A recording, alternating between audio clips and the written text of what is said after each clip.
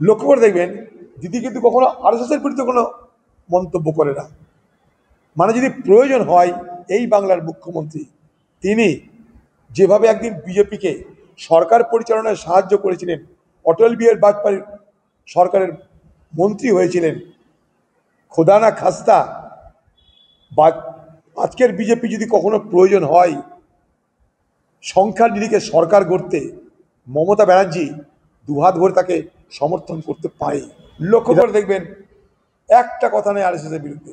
এ বাংলায় আরএসএস তৃণমূলের আমলে শাখা পোশাখা বিস্তার করে যেখানে 200, 300, 400 ছিল, সেখানে কয়েক হাজার শাখা তারা তৈরি করতে পেরেছে দিদির সৌজন্যে, দিদির মদতে। তাই আরএসএসের বিরুদ্ধে দিদি কোনো কথা বলে না। কালকের আলোচনায় একটা কথা কি আরএসএসের বিরুদ্ধে দিদি বলেছেন? না।